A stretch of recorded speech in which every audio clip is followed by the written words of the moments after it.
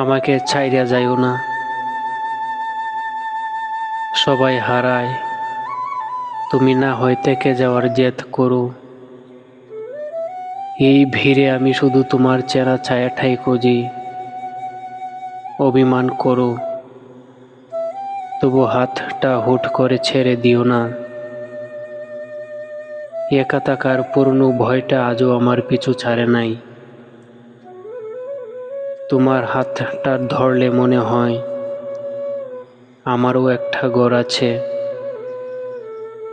তুমি নাই মানে আমার চেনা পৃথিবীটা বড্ড অচেনা।